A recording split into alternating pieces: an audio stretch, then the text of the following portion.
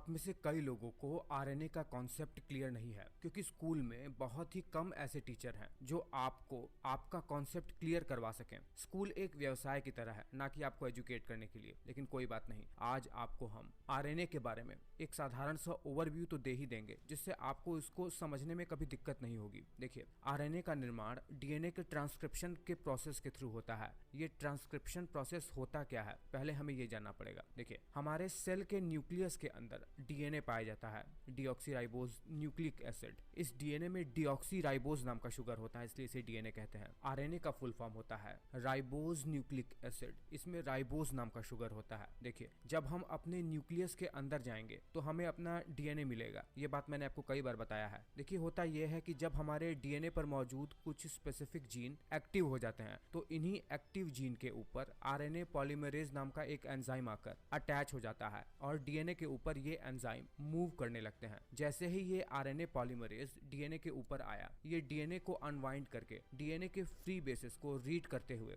RNA का निर्माण करना शुरू कर देता है। डीएनए के ऊपर जो मौजूद कोड होता है वही निश्चित करता है कि निर्मित होने वाले आरएनए के ऊपर जो नाइट्रोजनस बेस के ऑर्डर होंगे वो किस ऑर्डर में अरेंज होंगे। बस अंतर इतना है कि आरएनए में थाइमीन की जगह यूरेसिल नाम का नाइट्रोजनस बेस होता है और बाकी के एडेनिन, गुआनिन, साइटोसिन सेम वैसे ही रहते हैं जैसे डीएनए में होता है। देखिए, इस प्रोसेस को जिसमें डीएनए के थ्रू आरएनए का निर्माण हो रहा है इसे ट्रांसक्रिप्शन कहते हैं। इससे पहले कि निर्मित हुआ आरएनए न्यूक्लियस से बाहर निकले अपने फंक्शन को परफॉर्म करने के लिए, उसके ऊपर कुछ प्रोसेसेस होते हैं। कुछ व्यर्थ के पोर्शन जो आरएनए में बन गए हैं उन्हें कट करके दोबारा से आरएनए को जोड़ा जाता है और फिर अब प्रोसेस हुआ आरएनए न्यूक्लियस से बाहर निकल पाता है। देखिए, आरएनए में केवल एक स्ट्रैंड होता है, वैसे नहीं जैसे डीएनए में दो स्ट्रैंड होता है। ये स्ट्रैंड भी फॉस्फेट शुगर के मॉलिक्यूल से बना हुआ होता है और इसके ऊपर नाइट्रोजनस बेस के मॉलिक्यूल ऐड रहते हैं। और अब आते हैं मेन बात पर, डीएनए से बना आरएनए कितने प्रकार का होता है और अलग अलग आरएनए का हमारे शरीर के अंदर फंक्शन क्या क्या है, ये भी तो हमें जानना जरूरी है। देखिए, सबसे पहले आपको ये बता दें कि हमारे सेल में मौजूद आरएनए तीन प्रकार का होता है। ये तीन प्रकार का आरएनए है मैसेंजर आरएनए जिसे एमआरएनए के नाम से भी जानते हैं, ट्रांसफर आरएनए जिसे टीआरएनए के नाम से भी जानते हैं और राइबोसोमल आरएनए जिसे आरआरएनए के नाम से भी जानते हैं।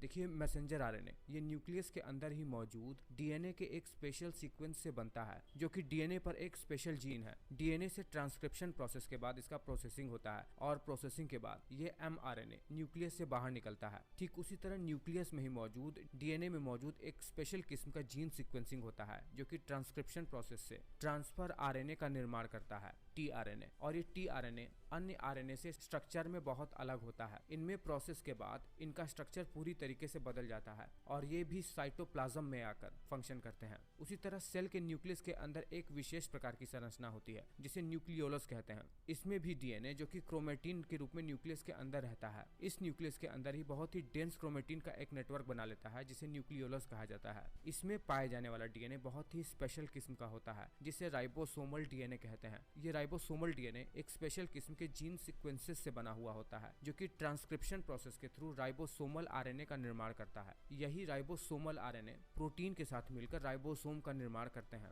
जो कि प्रोटीन के निर्माण में बहुत ज्यादा आवश्यक है। देखिए, अब ये तीनों आरएनए मिलकर काम कैसे करते हैं। तीनों आरएनए सिंथेसिस होकर जब न्यूक्लियस से बाहर निकलते हैं तो होता यह है कि सबसे पहले राइबोसोम जो कि राइबोसोमल आरएनए से मिलकर बना हुआ है वो मैसेंजर आरएनए के ऊपर अटैच हो जाता है और फिर ट्रांसफर आरएनए जो भोजन के थ्रू हमने अमीनो एसिड लिया था, प्रोटीन के छोटे छोटे मोनोमर्स अपने ऊपर अटैच करके राइबोसोम और एमआरएनए के ऊपर आकर दोनों के साथ कंबाइन होकर नीचे एमआरएनए के कोड को रीड करता है और प्रोटीन को उसी के अकॉर्डिंग सिंथेसिस करता है, यानी अमीनो एसिड को एक निश्चित अरेंजमेंट में अरेंज करता है जैसा एमआरएनए में नीचे कोडिंग हुई होती है। और इस प्रकार से हमें हमारे काम का प्रोटीन मिल जाता है। जैसी हमारी जेनेटिक्स होती है ठीक वैसा ही प्रोटीन हमें मिलकर हमें प्राप्त होता है। मैं उम्मीद कर रहा हूँ कि आपको आरएनए का कॉन्सेप्ट क्लियर हो गया होगा कम से कम शब्दों में। आप ये बात मुझे नीचे कमेंट करके जरूर बताइएगा।